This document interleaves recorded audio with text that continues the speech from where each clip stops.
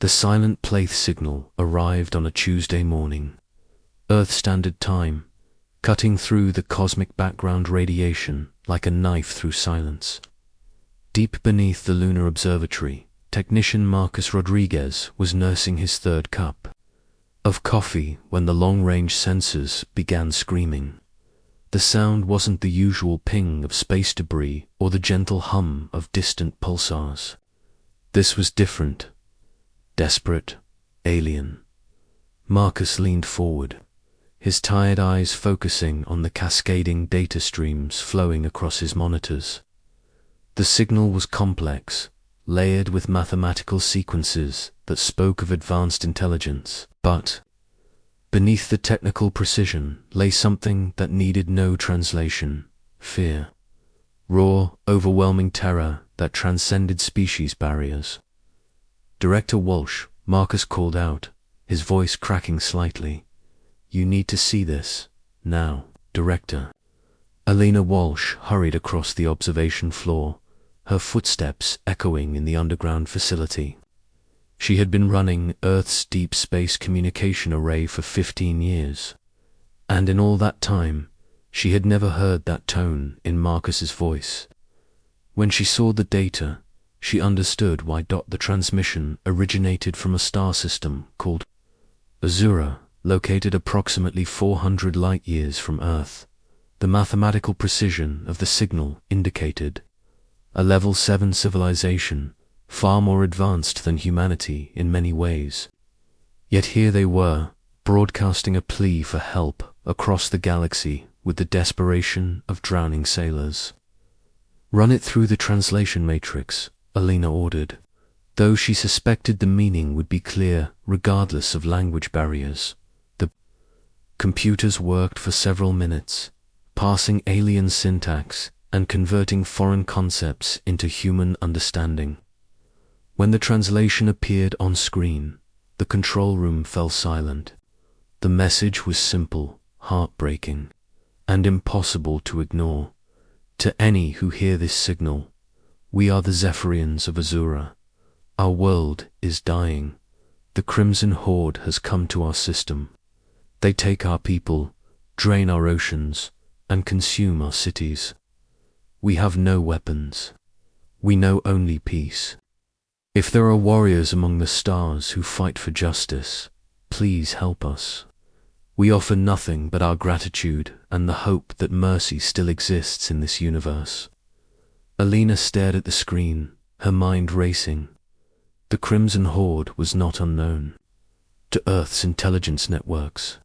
They were a hybrid civilization, part biological organism and part machine, that swept through star systems like a plague.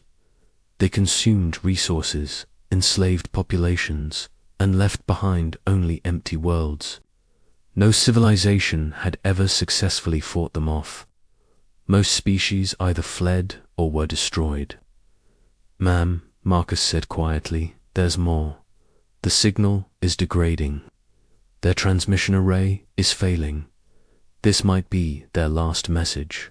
Alina closed her eyes for a moment, thinking of Earth's own history. Humanity had once been conquered, enslaved, and nearly exterminated by forces beyond their control. They had survived through stubbornness, adaptability, and the refusal to surrender, even when hope seemed lost. Now, somewhere in the darkness of space, another species faced the same choice: fight or die. She opened her eyes and reached for the emergency communication panel. "Get me Admiral Chen at Terra Command. Priority Alpha authorization." The connection took several minutes to establish, routing through quantum relays and encrypted channels. When Admiral Sarah Chen's face appeared on the screen, Alina could see the sharp intelligence in her dark eyes. Chen was young for an admiral, only 42, but she had earned her rank through brilliance in both strategy and combat operations. "Director Walsh," Chen said, her voice carrying the crisp authority of someone accustomed to making life-and-death decisions. "What's the situation?" Alina transmitted the Zephyrian message. along with all available intelligence on the Crimson Horde. She watched as Chun's expression grew darker with each passing moment. The Admiral was silent for a long time after the data finished transmitting. "How long do they have?" Chen finally asked. "Based on the signal degradation and what we know about Horde tactics, maybe 72 hours before their civilization is completely destroyed." Chen nodded grimly. "That's not enough time for the Galactic Council to mobilize, even if they were willing to help, which they're not. The Council's official policy on the Crimson Horde is containment, not confrontation." "Admiral, I know what you're thinking," Elena said carefully. "But the Horde has never faced human military tactics. They're used to fighting civilizations that follow conventional warfare protocols. We don't." A slight smile crossed Chun's face. It was not a pleasant expression. "No, we don't. Director, I need you to send a reply to the Zeph. Tell them help is coming. Tell them to hold on for 3 more days." "What should I tell them about who's coming?" Chen's smile widened, showing teeth. "Tell them the humans heard their call. Tell them we're bringing everything we have." The connection ended, and Alina immediately began composing the reply message. As she typed, she wondered if they were making a terrible mistake. Humanity was still relatively new to the galactic community. Their technology was considered primitive by most standards. Their military, while effective, was small compared to the massive forces the Crimson Horde could deploy. But Alina had studied human history extensively. She knew that humanity's greatest strength had never been superior technology or overwhelming numbers. It was their refusal to accept defeat, their willingness to adapt, and their tendency to fight dirty when survival was at stake. At Terra Command, Admiral Chen was already in motion. She had called an emergency session of the military High Command, bringing together the finest strategic minds in human space. The situation was unprecedented. Humanity had never faced an enemy of this magnitude, and they had less than 3 days to plan, mobilize, and execute a rescue mission across 400 light-years of space. "Ladies and gentlemen," Chen addressed the assembled officers, "we have a choice to make. We can follow standard galactic protocol, file a formal complaint with the Council, and watch an entire civilization die while bureaucrats debate. Or we can do what humans have always done when faced with bullies. We can punch them in the face." General Marcus Thompson, head of the Marine Corps, leaned forward. "Admiral, with respect, the Crimson Horde has wiped out civilizations far more advanced than us. What makes you think we can succeed where others have failed?" Chen activated the holographic display, showing detailed analysis of Crimson Horde tactics and technology. "Because, General, they've never fought anyone like us. Look at their combat records. Every civilization they've conquered has followed predictable patterns, establish defensive positions, attempt to negotiate, deploy forces in conventional formations, and ultimately surrender when casualties become too high." She highlighted several key points in the data.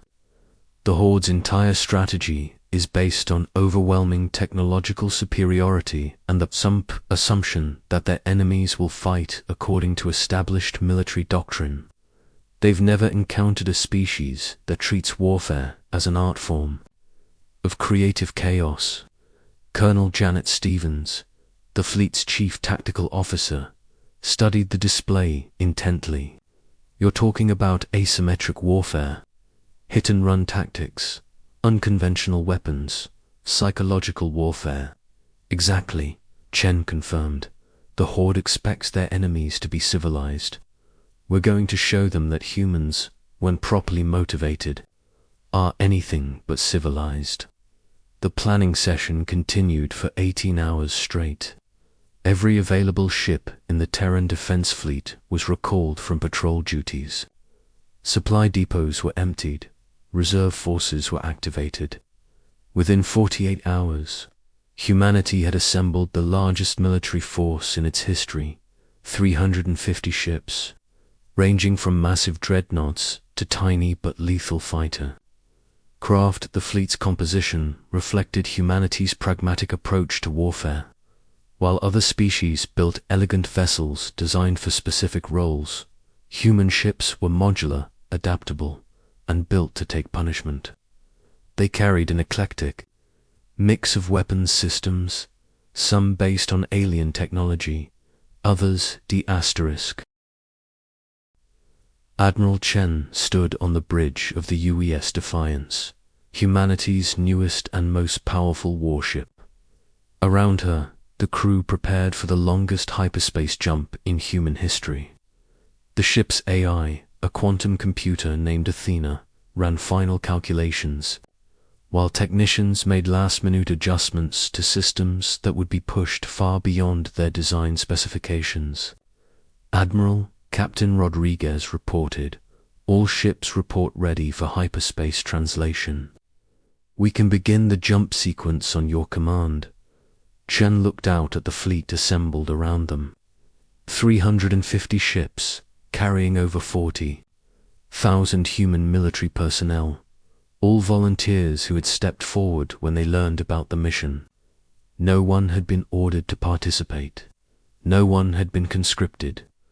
They were there because they chose to be, because someone in the darkness had called for help, and humans didn't ignore that kind of call. "Signal all ships," Chen commanded. "Begin hyperspace sequence. Destination, Azura system. Message to all vessels. We go to answer a cry for help. When we arrive, we show the galaxy what happens when humanity decides to bring the thunder." The fleet vanished into hyperspace, leaving behind only empty space and the hope that they would return victorious. Behind them, on Earth and in colonies throughout human space, people gathered around communication screens, waiting for news from a battle that would determine whether humanity's first major military intervention would end in triumph or disaster. In the depths of space, traveling faster than light itself, Admiral Chen stood quietly on her bridge and prepared to unleash the storm that humanity had become. Thunder across the stars. The Azura system was dying when the human fleet emerged from hyperspace. Admiral Chen stood on the bridge of the UES Defiance, watching in cold fury as Crimson Horde vessels swarmed around the blue-green world like infected insects.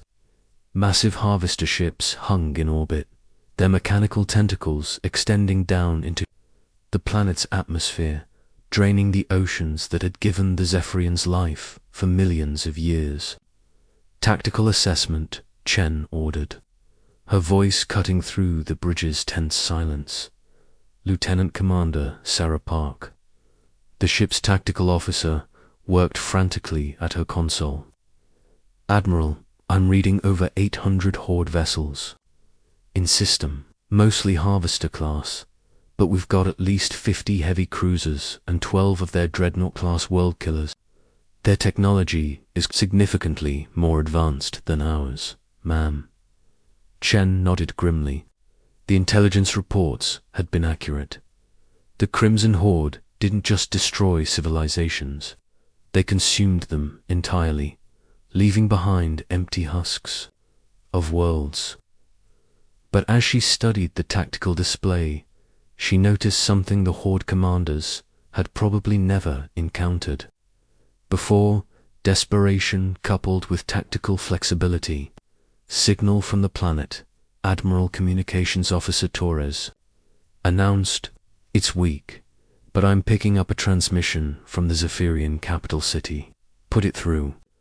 The voice that emerged from the speakers was melodic, almost musical, despite the obvious fear and exhaustion in its tone. The universal translator converted the alien language into accented English. "Unknown vessels," This is first speaker, Melody, of the Zephyrian Council. If you have come to help us, please know that we are grateful. If you have come to scavenge from our dying world, we ask only that you allow our young to escape before the end. Chen moved to the communication station and activated the broadcast system. First speaker, Melody, this is Admiral Sarah Chen of the Terran Defense Fleet. We received your message, and we came as quickly as we could. Tell your people to take shelter. The humans have arrived, and we're about to show the Crimson Horde what happens when they attack innocents. There was a long pause before Melody's voice returned, filled with wonder and hope. Humans, we have heard legends of your species. They say you are warriors born from a death world, that you fight with the fury of stars themselves. Chen smiled grimly. First speaker, you're about to find out if those legends are true. All Zephyrian forces, stand clear. We're bringing the storm. The human fleet spread out in a formation that would have seemed chaotic to most galactic military strategists, while other species favored neat, orderly battle lines. Humanity deployed their ships in seemingly random clusters, each group operating with semi-autonomous command structures. This distributed approach made the fleet nearly impossible to predict or counter. All ships. This is Admiral Chen. She broadcast on the fleet-wide channel. Execute plan, Thunderstorm. Remember, we're not here to fight fair. We're here to win. The first wave of human fighters launched from carrier ships, but instead of heading directly for the enemy, they scattered in all directions. The Crimson Horde sensors tracked them briefly before dismissing the small craft as insignificant. That was their first mistake. The fighters were equipped with something the Horde had never encountered. Earth-developed stealth technology based on principles learned from studying deep-sea creatures. They became nearly invisible as they approached their targets, moving like ghosts through the darkness of space. Commander Jake Mitchell led Alpha Squadron, 12 fighters armed with experimental quantum torpedoes. As they approached the nearest Horde harvester, he could see the massive ship's mechanical tentacles still pulling moisture from Azura's atmosphere. The sight filled him with rage. Alpha Squadron, remember your targeting priorities, Mitchell broadcast to his pilots. These things are part biological, part machine. Hit them in the nerve clusters, and the whole ship goes down. The fighters struck without warning, their torpedoes punching through the harvester's hull and detonating inside its neural networks. The massive ship convulsed like a wounded animal before its tentacles released their grip on the planet below. It was the first Crimson Horde vessel destroyed in the battle, but it would not be the last. Admiral Chen watched the tactical display as reports flooded in from across the battlefield. Human ships were engaging the enemy using tactics that defied conventional military wisdom. Destroyers would accelerate directly toward much larger Horde vessels, only to veer away at the last second while launching focused missile barrages. Cruisers would feint attacks on one target, while their real objective was to position themselves for devastating flanking maneuvers. The Crimson Horde, accustomed to fighting opponents who followed predictable patterns, found themselves constantly reacting rather than controlling the battle. Their superior technology meant little when they couldn't predict where the next attack would come from. Captain Maria Santos commanded the UES Relentless, a heavy cruiser that had seen action in the border wars against pirate fleets. As her ship closed with a Horde dreadnought, she ordered her crew to implement one of humanity's most unconventional tactics. All stop, she commanded. Kill main engines and drift. Make them think we're disabled. The massive Horde vessel, designated World Killer Prime by human intelligence, moved to finish off what appeared to be a crippled human ship. its biomechanical weapons charged with deadly energy, preparing to add another kill to its count. The alien crew never suspected that the disabled human vessel was actually positioning itself for a point-blank attack. "Now," Santos shouted, "emergency power to weapons. Fire everything." The relentless erupted in light and fury as every weapon system discharged simultaneously. Railguns, plasma cannons, missile batteries, and experimental particle beams all focused on a single point, in the dreadnought's hull. The concentrated firepower punched through armor that should have been impenetrable, reaching deep into the ship's core systems. Worldkiller Prime died in an explosion visible from the planet's surface, its destruction sending shockwaves through the Horde fleet. For the first time in their collective memory, one of their most powerful vessels had been destroyed by what they considered a primitive species. On the planet below, First Speaker Melody watched the battle through the observation dome of her city's emergency shelter. The Zephyrians had never seen warfare on this scale. Their pacifist nature had prevented them from developing military technology, but they could appreciate the terrible beauty of the human fleet's coordinated assault. "They fight like the storms of the deep ocean," she whispered to her aide. "Unpredictable, powerful, and absolutely relentless." In space, Admiral Chen was orchestrating the most complex military operation in human history. Her fleet moved like a living thing, each ship responding to the changing battlefield with the adaptability that had made humanity successful on Earth. When the Horde tried to concentrate their forces, human ships would scatter and attack from unexpected angles. When the aliens attempted to retreat, they found their escape routes blocked by vessels that seemed to appear from nowhere. The turning point came when the Crimson Horde attempted to use their ultimate weapon, a planet-killer device designed to crack worlds open and consume their cores. The massive construct began to charge, drawing power from the fleet's remaining ships. If it fired, Azura would be destroyed, regardless of who won the battle. Chen saw the readings on her tactical display and made a decision that would be studied in military academies for generations. She opened a direct channel to the entire human fleet. "All ships, this is Admiral Chen. They're charging a planet. We can't let that weapon fire. I'm calling for Operation Lighthouse. All volunteers, form up on the Defiance. We're going in."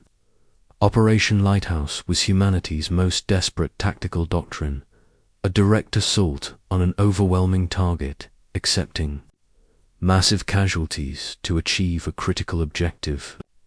Every ship that participated knew they might not survive, but the alternative was watching an entire civilization die.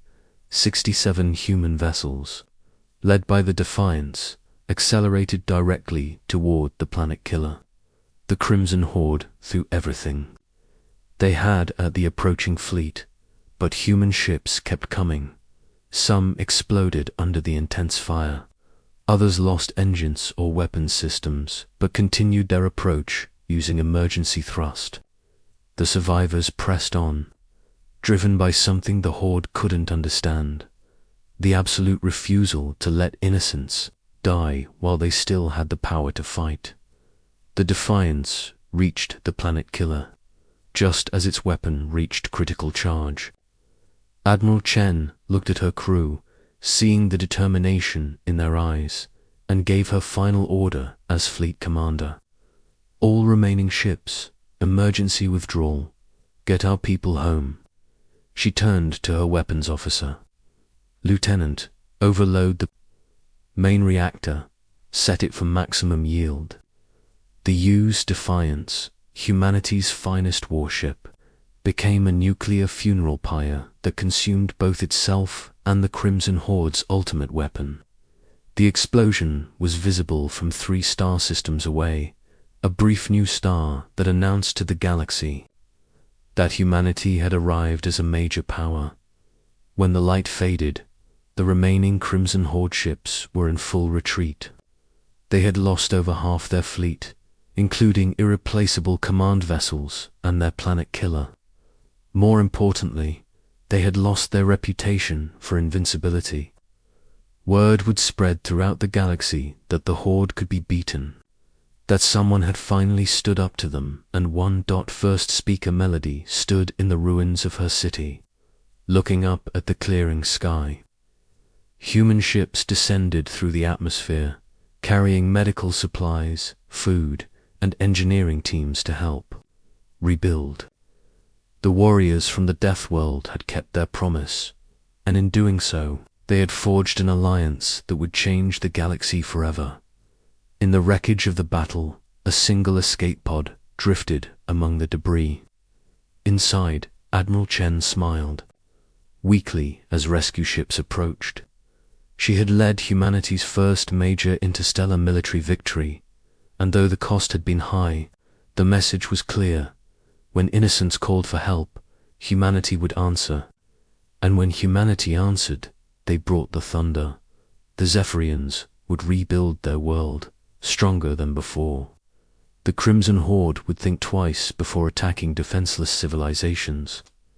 And throughout the galaxy, other species would remember the day when humans proved that sometimes the smallest voice crying for help could summon the greatest storm. Asterisk.